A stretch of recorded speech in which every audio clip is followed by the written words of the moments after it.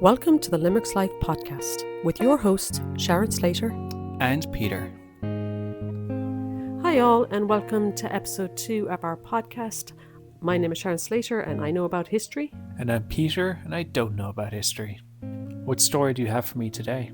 Today we're going to start in Limerick, but we're going to travel the world. We're going to end up in some royal courts. Ooh. And find out some shenanigans that went on. Ooh, I love a good shenanigan. We're going to start in Limerick, where Margaret Alexandria Eagar was born. She was known as Margaretta, so I'm going to call her Margaretta throughout. So Margaretta was born in the 12th of August 1863 in the prison. Oh. On Mulgrave Street. In a prison. It's a great start to life, isn't it? Mm-hmm. But unlike other people who may have been born in prison, she wasn't born behind the walls. There was a little space where the governor lived. A nook. A nook, a cranny. When you're walking past the prison on Mulgrave Street today, you'll see an old stone door, an archway, and it has the governor's residence written across it. And if you'd gone into the governor's residence on the 11th of August, you would have heard babies crying. Margaretta's mother The mother screaming, crying probably most. while she was about to give birth to Margaretta. Margaretta's father, Francis McGillicuddy Eagar, beautiful name, was the governor of the Limerick County Jail at the time. So he had been governor of the jail, which is the one that's on Mulgrave Street, from 1853 until at least the 1880s. Mm-hmm. He had previously worked as the governor of the Naas Jail and as the deputy governor of Spike Island in Cork. Would that be a well-paying job at the time, governor of a jail? It would have been a well-paying job, but Francis McGillicuddy Eagar, he also had it as somewhere to find a spouse. I know. People look for love in the weirdest places. You got to get some where you can. And Francis found his inside in a jail. Margaretta's mother, another Francis. Francis too. Francis number 2. Francis Holden. She came from a musical family and she met Francis Eagar when he was working in Spike Island. Her uncle was working there too, so she was down visiting her uncle and met young Francis when he was only a deputy governor. Oh. So Francis with an I, so Man Francis. Man Francis. And Francis with an E, Lady Francis. Yeah. Were married on the 18th of April, 1855 in Kings County, which is now Offaly. You said Francis with an E came from a musical family? Do you know what kind of music? Was it Irish trad or opera or something? Yeah, her family were very important in traditional Irish music and recording traditional Irish music. Mm-hmm. And if it wasn't for her family, her father's family, grandfather, a lot of traditional Irish music wouldn't have been recorded and we wouldn't have had the actual pieces of music. Would have been lost to time to go with it. But Margaretta's mother, Frances with an E, didn't really have much time for music after she got married, because herself and Francis had 11 children. 11 children, that's a full-time job, just having them, let alone raising them. It was steps of stairs. They got married in 1855, and the very next year they had Alexander. Not long after, there was Anna, then there was James, then there was Jane, then there was Margaretta, then there was Francis, Richard, Francis, Mary Jane, Elizabeth, and Theodora. So that's 2 more Francis added to the list, both E's as well. Yeah, so you wouldn't want an important letter coming to your house. If you were one of the Francises, you'd never know who was going to open it. So the Francis and Francis, it's going to get complicated. They ended up, staying inside in the Limerick jail until retirement, and then they retired to Kilkee. A favourite spot of a lot of Limerick people. Head out to Kilkee. It's a classic. And that's where the 2 Francises lived. They lived in Kilkee? They lived in Kilkee at the West End. They had a house there. So tell me about Margaretta. Well, Margaretta, all of the children were well educated. Although they had 11, they managed to get them all well educated. So no small feat, I imagine. No. Not at the time. Like you were saying, with them governor's job. It had enough money to Yeah. get all of these children well educated. We know that Margaretta could speak both French and obviously English. So, and Would she have been learning Irish at that time, or? she would have been encountering Irish, Yeah. but she wouldn't have learned Irish. Oh, It wouldn't have been it's not a required subject or anything. in the social class that she would have been a part of as well. That's fair. She trained as a nurse in Belfast, and she ended up becoming employed as a matron in a girls' orphanage up in Belfast. Her sister was friends with this woman called Emily Locke, and Emily Locke was a lady in waiting. What is a lady in waiting? Yeah, a lady in waiting is somebody who stays with a rich woman, usually to keep them company. Oh, I see. Yeah. To make sure that they Professional friend. Exactly. That's exactly what it is. So Emily Locke was the lady in waiting to the German Princess Helena. During the winter months of 1897-1898, Emily Locke travelled to Russia with Princess Helena to visit her cousin, the Tsarina Alexandra. And it was during this visit that Locke learnt that the Tsarina needed a nanny. And, nepotism is great. So she knew about Margaretta, and she sent a personal report to the Tsarina recommending her for the position. So how did she recommend her? She pointed out that Margaretta had good domestic skills as a cook, as a housekeeper, a needlewoman, and was as well considerably experienced in looking after children. But she went on to emphasise that Miss Eagar was straightforward, unsophisticated, and had no interest in court intrigues. Now, straightforward is fine, but I don't think I'd be very happy for someone to emphasize that I was unsophisticated. I don't think that's a great compliment, personally. They said, poor Margaretta, she comes from Limerick, she has no class. But she'll be fine in the court. Yeah. She's not going to cause you any bother. Yeah. So Emily Locke had recommended Margaretta before she had talked to her. She went back and she asked Margaretta if she actually wanted to take up this position of being nanny to the Tsarina's two daughters and a newborn baby. Eventually, she decided to accept the position and took up some extra training on baby care before travelling to Russia. In Ireland, she was trained for baby Yeah, care? when she was up in the orphanage up in Belfast. Oh, yeah. She took up more training. So was it a good space for it? Yeah, she already had everything in the building she was in. Yeah. She just went to the baby unit and asked them how to take care of a baby. But how to take care of a royal Russian baby might be a little bit different than how to take care of a Random Belfast orphan. Yeah. So we know very little about the terms of her employment, except for she was not allowed to take up any other work while she was in the job. And on leaving, she would be given a pension for life. Pension? How much would a pension for life back then be? Oh, we'll come to that. Oh. Ooh, suspense. Ooh. On the 2nd of February, 1899, Margaretta arrived in the Winter's Palace in St. Petersburg. How was she travelling? She got to St. Petersburg on a train from Berlin. And we know a lot about this journey from Ireland to St. Petersburg on the train because in 1906, Margaretta wrote a short biography, 6 Years in the Russian Court, about her time. And she ends up giving an entire chapter Dedicated to the train? dedicated to the journey. Oh, no. So much detail about her luggage. Yeah. And if her luggage was going to go missing and who was stealing her luggage and where was her luggage for an entire chapter.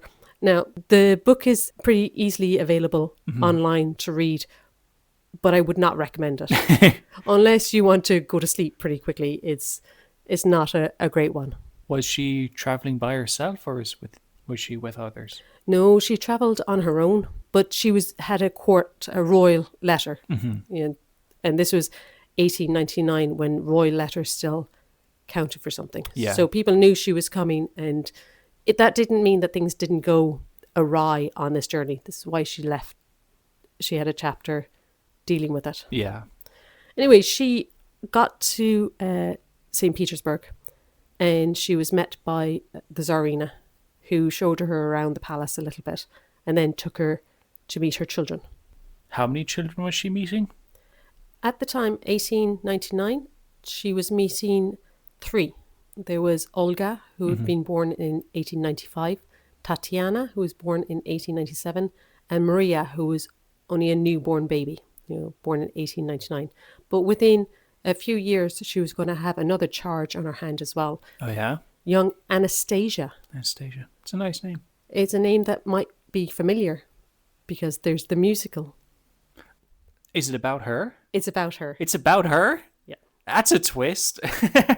So what did she do with the children? What responsibilities did she have? One of the main responsibilities she had was teaching the children English. So they were taught by Margaretta, and when other people who knew English would come along and listen to these children, they often noted that the children had an Irish accent. The idea of 4 little Russian kids running around speaking with an Irish accent is hilarious to me.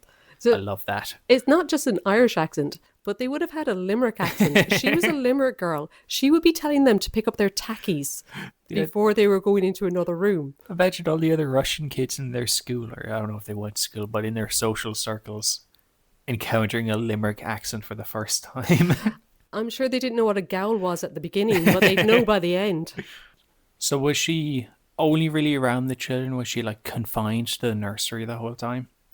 The thing about the Romanov family is they were a very close family. It was a strange thing in royal courts. It was often seen as odd, the fact of how close the parents were to the children. Yeah. So Margaretta travelled with the Tsar and Tsarina all around Europe, visiting Denmark and Germany and Poland. And she would meet royalty everywhere she went and had no qualms. She was a Limerick girl. She had no qualms in talking to any of these royals. Yeah. She spoke to Bertie, Queen Victoria's son, who would become King Edward VII. He liked her so much that he ended up giving her an emerald brooch and called her his favourite Irish subject or something along those lines. So she was... It's hilarious. I imagine he'd be like, oh, I'm royalty. And she, being a Limerick woman, is just like, cool, good for you. Let's get on with it. Do you know how to play cards? So she mingled with a lot of royalty while she was with the Tsarina and with the Grand Duchesses in Russia and throughout Europe, but also in some strange places too. She recalls in her memoir that she was in Kilkee as a young girl, and while there she met the Prince of Siam. Prince of Siam, like from The King and I? From The King and I, yeah. Great Yul Brynner movie. So we've got 2 musicals so far. Two down. So we've got Anastasia, the musical, and we've got The King and I musical, all linked to Margaretta Eagar. She met Prince of Siam in Kilkee. I know, just saying it out loud is just odd. But he was there as a student. Yeah. And there was an event going on, and his friends that were with him, they all wanted to put on a performance, a tableau. But the locals wouldn't let him put on the tableau because he wasn't a white man. Yeah. So he decided to go and do his own. He went back to the boarding house he was in, and he took down the curtains, and he grabbed bits of chains that he could find, and he went and he sat in a corner wrapped with this curtain, these chains all over himself, and called himself the Queen of Sheba.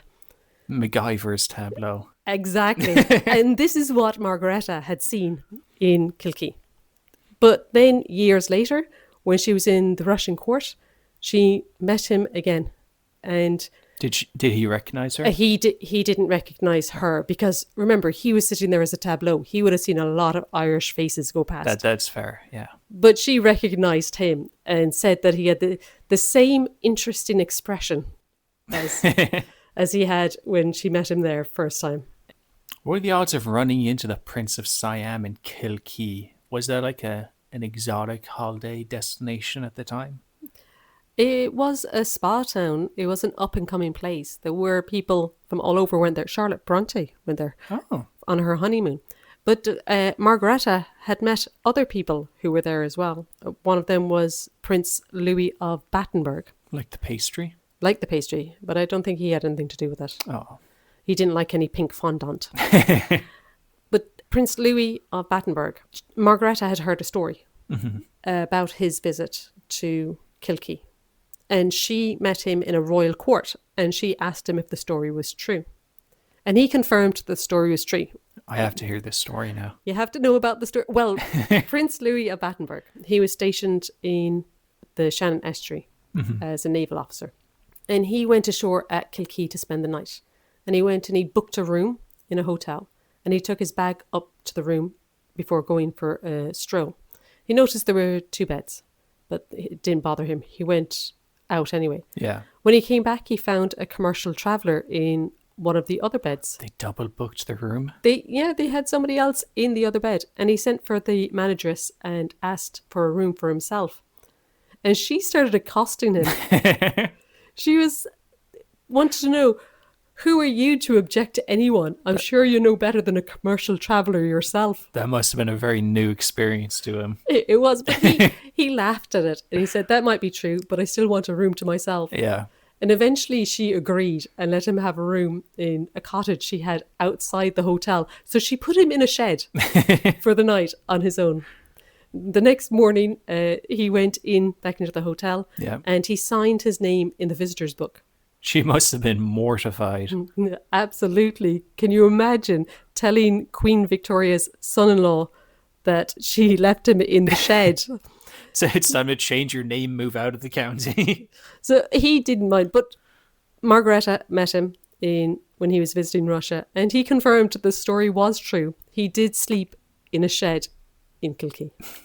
So she was with the family for about 6 years, and you're saying she moved away. Do we know why she left the family?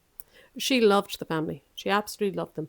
But, it was a contentious time. There was a lot going on in the world around the turn of the 20th century. So on the 20th of January 1902, Britain signed a treaty with Japan, following the Boxer Rebellion in China, as Britain feared a German threat to its interests in China, while the Japanese were not happy about Russian advances into their areas. No one was happy at this point, were they? No one was happy. So there was rumours set about that there was a spy in the Tsar's household. Oh. And that an English nurse had been caught stealing papers that were believed to influence this whole treaty. Yeah. Do we know who the nurse is? Is it a mystery? It's a mystery, and I think it probably wasn't even true. That's true. It could have been propaganda. But Margaretta was the only British subject, or was a British subject in the household. Margaretta stayed with the family, though. That was 1902. And even though there was rumours of a spy in the household, the household kind of dismissed that as nonsense. And she stayed there for another 2 years. The hostilities between Russia and Japan really came to a fore, though, in 1904. And that changed the situation for Margaretta.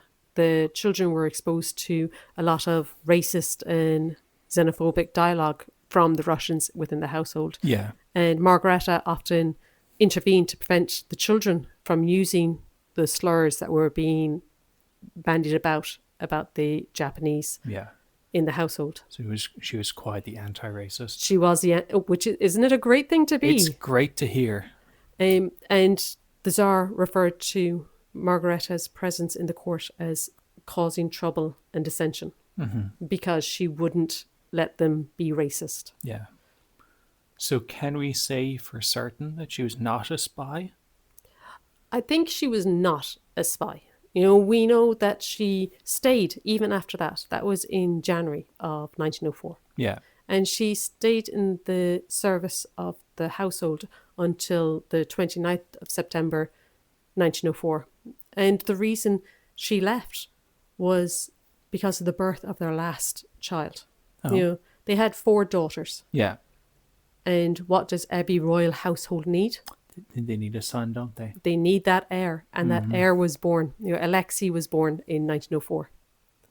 She left because of that. But the rumours kept going. She moved to England And just after she moved to England, British newspapers were reporting that a nurse was caught as a spy in the court and had been dismissed and had to be almost carried away in one of those baskets back across the country. The hood over her head. Yeah, but none of that happened. And Margaretta was so annoyed, and she ended up writing to newspapers to clear her name. Mm-hmm. Do we have any of those letters? We have one. She wrote to the Times of London, and I'm going to quote this because it's old-timey language. I love old-timey language. I now write, as I am the only English nurse who has lately left Russia, to emphatically deny the truth of the story. I left Russia last October. So far from being dismissed, I received from the Empress a handsome money present, and a pension for life was settled upon me. At Christmas, I was the recipient of letters, cards, and a gift from the Empress and Imperial children. I need not say that the falsehood current in the papers has given much pain not only to me, but to my friends. Inquiries at the consulate or the Russian embassy will confirm my statement. I am at present staying with my brother-in-law, whose card I enclose, but not for publication. It's well written. I can see why she was a teacher. Yeah, and she didn't want anybody to go around harassing her brother-in-law either. No. So she received a handsome money present from the Empress? Yeah, not only did she receive money, she also received gifts. She was given an enamel spoon by the Tsarina in 1904 as a souvenir of the birth of Alexei, of the son. Mm-hmm. And only recently in 2011, that went up for auction in Dublin. And it was, stamped with the Russian Imperial Court of Arms. It ended up making €2,600. That's a decent bit for a spoon. For one spoon. For a single spoon. She had plenty of these gifts that were given to her, and money as well.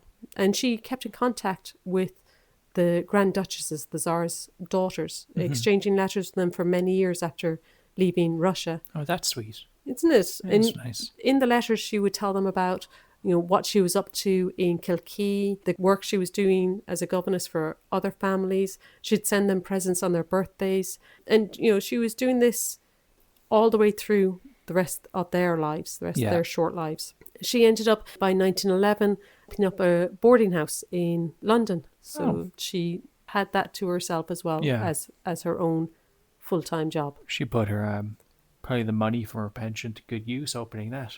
She did, and it was nice because she got to interact with people. We can tell that she actually enjoyed interacting with people. Yeah. From every socioeconomic bracket you can think of. A real people person. So what ended up happening to the Russian family? Oh, this is where it gets really sad. Oh.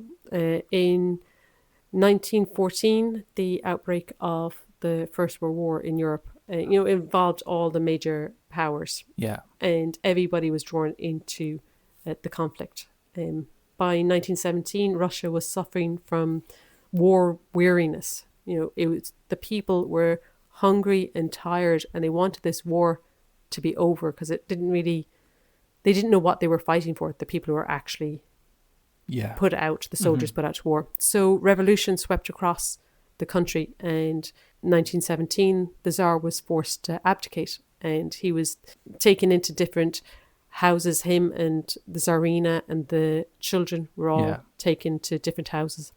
And in the 17th of July, 1918, the Tsar and the Tsarina and the 4 daughters and the son were all murdered. Oh, that is sad. Yeah. You didn't prepare me enough when you said it was going to be sad. I told you it was going to be sad. It was a horrific murder, and, it impacted Margaretta in many ways because... Imagine it stopped her pension, wouldn't it? It did. Her pension stopped from the Russian government. They didn't see a need to keep a pension for a governess who was no longer in the country when the children that she was governing are dead. Yeah. Yeah. Do we have her reaction? Did she ever make a public statement about the situation? Margaretta never really made public statements about the children, because it was really hard for her. Yeah, Her family, a rough personal experience for her. yeah, Sure. her family member stated that she remained haunted by the brutal murders for the rest of her life because they were almost like her children to her. For years. We know that in 1920, when this woman appeared claiming to be Anastasia, it was a whole thing. Margaretta was one of the experts that they had that they could confirm or deny whether this woman was Anastasia. So they brought Margaretta a pile of photographs, and Margaretta took one look at them and went, no, that's not her. The woman ended up claiming that she was Anastasia even until her death in 1984. So she kept up this for 64 years. I respect the commitment, I guess. But it was like it wasn't until DNA samples were taken that it really confirmed that she was absolutely not Anastasia. They should have just listened to Margaretta. She knew the entire time. Yeah. So how did Margaretta's story end? So Margaretta, she lived until 1936 and she died in a nursing home in Keensum in Somerset. So do we know where we can visit her? Do we know where she was buried? We do. She was buried in Keensum Cemetery in Somerset, but unfortunately she's in an unmarked grave. An unmarked grave? Yep. For someone with such an interesting life as hers. So if you go there's a plan of the cemetery. Yeah. And they'll be able to take you to where the rough idea. To the plot, to the spot. But there is no marking whatsoever. You could walk past it and never know that there was this Limerick woman who went all the way over to Russia to meet people from Kilkee buried there. Mm-hmm. Is there anything more to add about Margaretta? Any final words? You can look at my website, limerickslife.com, to find out more about Margaretta. But that's all I've got to say on her today. Do you have anything more to say? No, I think we've covered everything. So with that, we'll say goodbye. Thank you for listening. Find out more about this and other Limerick stories at limerickslife.com and check us out on our social media. You can find Limerick's Life on buymeacoffee.com. Mine's a decaf. And mine's a latte.